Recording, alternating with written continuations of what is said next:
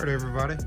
I appreciate you tuning into my channel. This is BJ from the 478, and this is episode 3 of the 75 Caprice Classic build.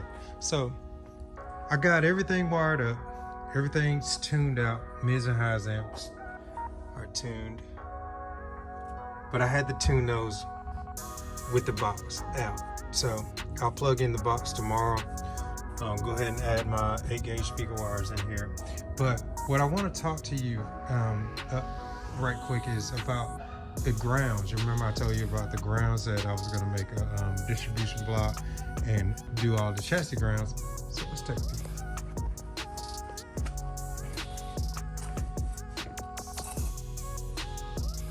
So what you're looking at is a plate that I went ahead and had milled out, and it's bolted on the back side through the frame because, you know, this frame has certain slots in it. Well, I had a slot like in between in the middle part right here, and I was able to drill a hole on each side and then re-drill back through the block and then run a bolt through and then go ahead and tighten everything down. Now, after I tighten everything down, this block right here was then TIG welded to the frame. So it is an outstanding ground. And one thing about these older cars, you don't want the birds and the bees. You don't want engine noise. You need great grounds. A lot of people don't understand that grounds are just or more important than the actual hot wire, because a hot wire will not work without a ground. So likewise, on the other side, I have the same thing. I just don't feel like getting on the ground, but I have the same thing for this set, and those banks back there are actually grounded to that frame, and then another distribution block is on the other side. So if I ever decide to run more grounds, I have more slots, because you remember I told you we're going to run another one of those and some teams in here. So just stay tuned to it. You'll catch some more, but I'm gonna go ahead and release this car because UPS didn't deliver the carpet kit, and my good buddy right now wants to ride. So I'm probably looking at next week. So what I'm gonna do, I'm gonna release the car and go ahead and let him take it for the weekend, and then I'll just pull it back out and just remove the seats and put the carpet kit in. This shouldn't be too bad, but I aim to please, let's put it like that. So I already said I was gonna dynamite that and didn't get to it. Had some other stuff, but I went ahead and did the pillars, the top pillars, and what it houses is, this one is where the grill is undone. I haven't made the grill yet, but it houses a 4 and 2 3-inch tweeters in here. And when I say loud, oh my goodness. But right there at you, you remember I was telling you, you know, in the other video, when you're sitting here or you're sitting here, you get the full effect and you get the surround sound effect. Also, you remember on the other video where I had the pods here, and then I was able to incorporate a speaker here and there as well in the factory locations, and those things will run you out of here. So also I have a 6.5 on the side here and a 3-inch tweeter there as well, all grilled up. You won't see them in there, so nice and clean. This radio right here is a monster.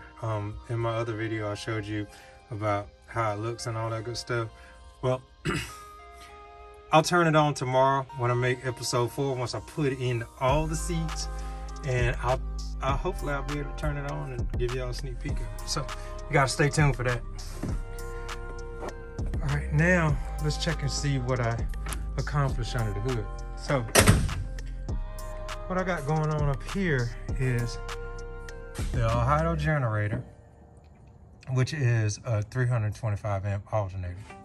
So what you're looking at are 3 runs, one going back into the battery, which this battery will be changed out tomorrow as well, and put a yellow top in here. But this run right here goes to the alternator. Now, when you're running a big boy system like this, you're gonna want to run your power wires and fuse them. You can fuse them here, and you can fuse them in the back as well. That way, in between the car, you don't have anything hot if one strikes off or and actually grounds out somewhere. So, safety, number one. All right, so these are T-spec fuse holders, but what I have is a run here and a run here, and they are running to the alternator, not to the battery. So, in order to get the proper amount of current, when that alternator senses a voltage drop, it will go ahead and kick on and charge. This is bank 1 and this is bank 2. You remember I was saying that it's 2 runs of out gauge running through this vehicle, OFC T-spec wire. Now, what I use here was a new VFL audio wire, and the reason being is because I ran out of T-spec. But I want to tell you, I was very impressed on this OFC wire. Reason being is very flexible. The price is reasonable. T-spec is reasonable as well, but I actually thought that it would either cost as much as the T-spec or more. Just the sheer quality of it, but we shall see. So also new big 3 ground here, also alternator grounded to the chassis as well. Like I said, people, you cannot have enough grounds. If you wanted to ground every piece of equipment in here, it car would probably run better. But far as noise, far as fuses burning up, melting this and that, stuff catching on fire, because some of those amps will actually play low voltage until they actually blow up. So that's the biggest thing with a lot of people that tears up amps, is because the fuse holder burns up, and then the back batteries will get drained so low the amplifier will still play until it burns itself up. So now back on these grounds one more time. Okay, and I'm not gonna beat a dead horse.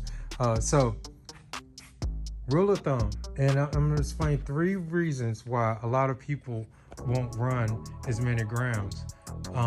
A, they want the bang but don't want to spend the buck. B, they want what they want but they don't want to do the legwork. And then 3 is just they don't know any better. So keep in mind, without a ground, you don't have power.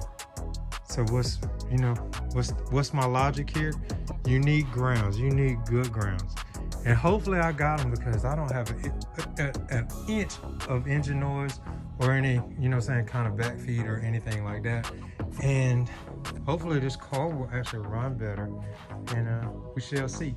So tomorrow, what I'm gonna do, I'm gonna go ahead and finish putting the seats in, and then I'll release the car Friday, and then it will come back once I get the new interior pieces, because everything is such a delay right now because of the old COVID stuff. But now it's the fuel crisis, So everything is just getting pushed back, and I understand. I mean, it's a lot of stuff that people can't get because they're not shipping stuff out, and you just gotta roll with the punches these days, because this is a new day and it's not gonna get any better, I don't think. So you gotta roll with the punches, people. So in my other video, if you checked out this box, it's tuned to 32 hertz. It's made of 11-layer birch, and these are the Sundown U's. So if you listen to what I said, I was gonna run the teens. Well, when I run the teens, this is gonna be a whole nother box build. So you gotta stay tuned for that, but we're gonna figure that out later on down the road when that comes about. But those are going in there, and then they should play 100% to the full potential of that amp on those speakers. And then what I did was, I'm gonna be running 2 on mono, so I'm gonna play it safe. I'll get a nice clean bass out of this. I won't put a lot of stress on it. Reason being, it's gonna get hot, and those things are ventilated pretty good. But I mean, at 2 on mono, that Salt 6 will play all year if you run the correct amount of power to it. So you gotta stay tuned to my channel. Check out episode 4. Once I release this car, I'm gonna build I'm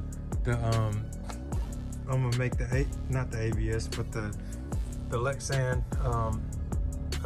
distribution guards tomorrow, and I may light them up because I got a couple voltmeters I want to put back here as well, but I don't think I'm going to put it there. I think I'm going to put one on each one and then do the Lexan top and light it up, edge lit, and that'll be a nice touch to it. So that way you can see the voltage back here off the rip once you just pop the trunk. So if you like anything I do, if you're new to my channel, please subscribe. And then once I get done with this, I'll be finishing up Mr. Steve's car, which I have his box back there in the back. I'll be finishing up Mr. Steve's car sometime at the end of this week, and then I'll close out that video on that too. I'm BJ from the 478. I appreciate you tuning in. If you need anything from me, reach out. Thank you.